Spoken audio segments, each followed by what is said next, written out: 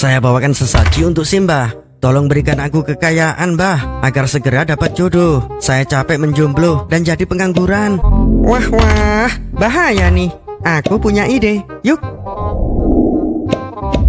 Ah, pohonnya bergerak. Apa itu artinya Simba akan mengabulkan permintaanku?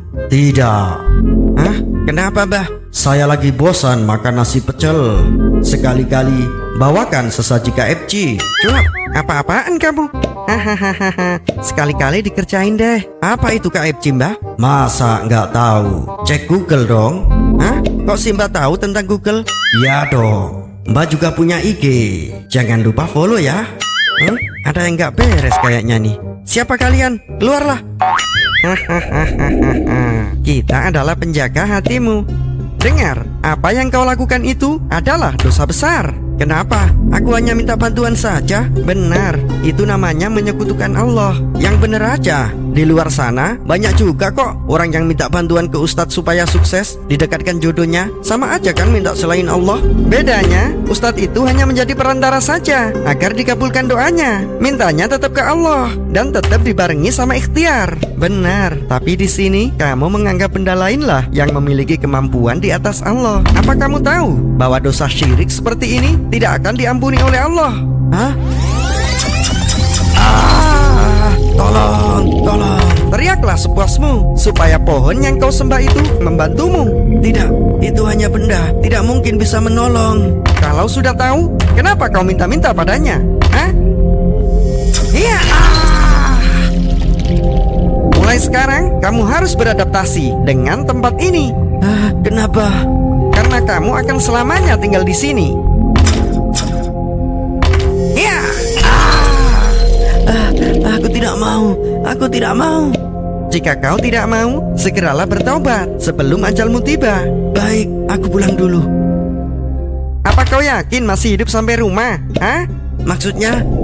Baca istighfar sekarang juga. Jangan menunda-nunda. Sesungguhnya Allah tidak akan mengampuni karena mempersekutukannya, dan Dia mengampuni apa yang selain itu bagi siapa yang Dia kehendaki.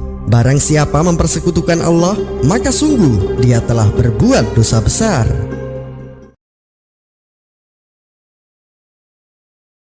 Nabi SAW bersabda, barang siapa yang mengucapkan La ilaha illallah wahdahu la syarikalah, lahul mulk wa lahul hamd wa huwa ala kulli syai'in qadir.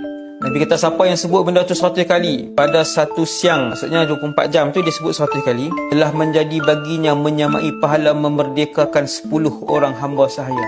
Tuan-tuan tahu, di dalam Islam, sesiapa yang membebaskan seorang hamba abdi yang beragama Islam, Allah akan membebaskan orang itu daripada api neraka, sehinggalah kemaluannya pun akan dibebaskan oleh Allah daripada api neraka. Itu baru seorang. Apatah lagi orang yang beramal dengan zikir ni, Allah Ta'ala bagi ganjaran kepada dia seolah-olah dia membebaskan 10 hamba abdi.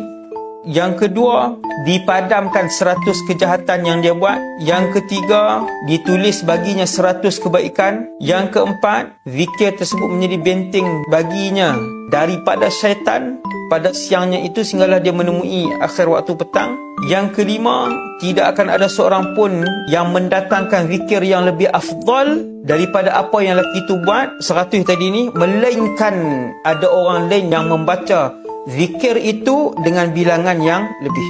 Maksudnya boleh baca lebih daripada 100. Tuan-tuan tengok fadilat dia sangatlah besar, sangatlah banyak, menunjukkan bahawa betapa Allah suka orang yang beramal dengan amalan ini. Habib solawatnya satu hari berapa kali? Sedikit sekali, cuma 5 kali. 5.000 kali. Habib Munzir Al-Musawwa solawat sehari 5.000 kali. Barulah orang tahu setelah dia meninggal dunia rahasia kenapa majlis Habib Munzir dipenuhi, semua datang, presiden, menteri, gubernur, wali kota, RT RW yang enggak datang hadir semua. Berapa Habib Munzir sekali solawat? 250.000 orang sejauh mata memandang. Kenapa? Kemuliaan solawat. Kalau kau bersolawat, Allah cinta kepada engkau karena engkau banyak menyebut hamba yang paling dicintai Allah, Habibullah Muhammad sallallahu alaihi wasallam. Kalau sudah cinta Allah tertanam ke hati seorang hamba, maka akan datang hati-hati yang lain menaruhkan cinta. Kalau kau kejar dengan nafsu, dia akan lari.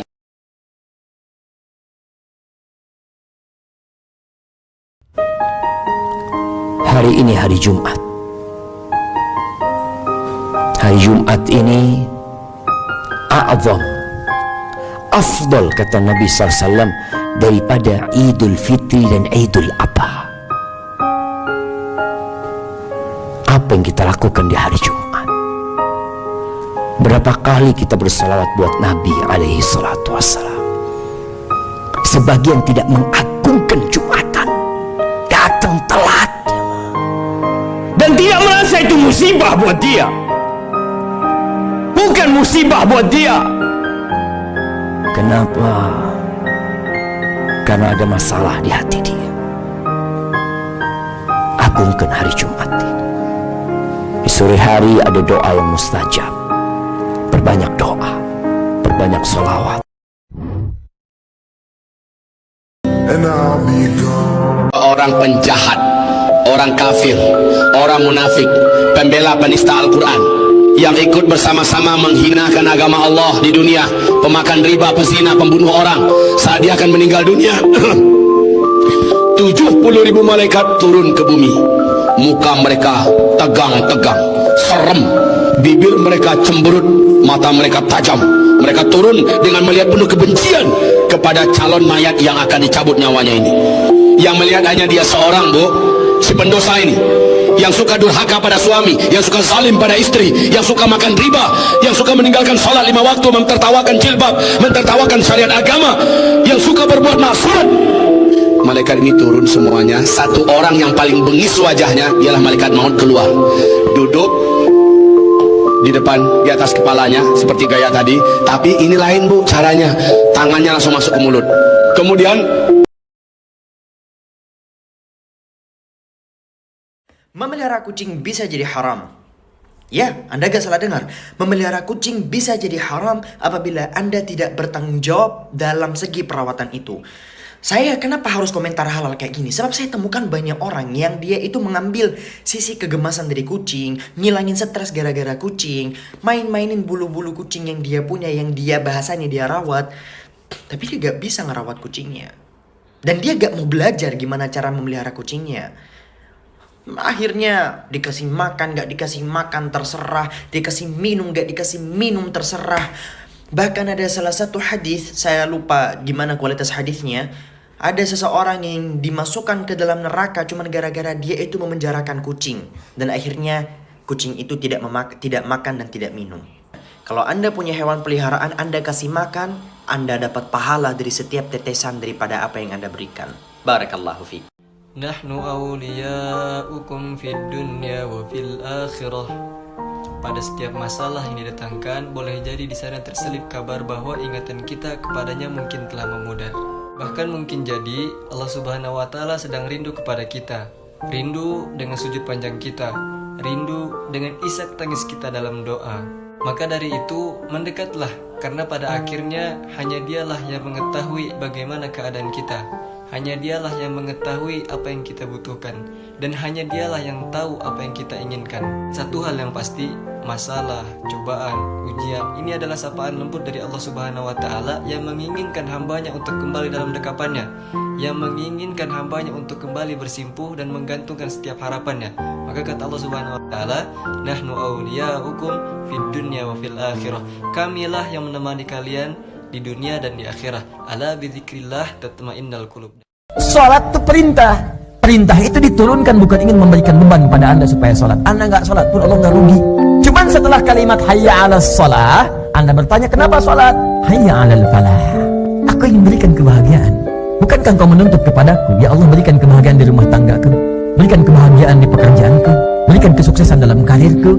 Sekarang Allah berikan jalannya. Ini manusia paling aneh di muka bumi, minta dikasih nggak diambil. Makanya saya sering katakan, sebetulnya nggak ada yang nggak dapat hidayah. Diberikan, cuman saat diberi nggak diambil.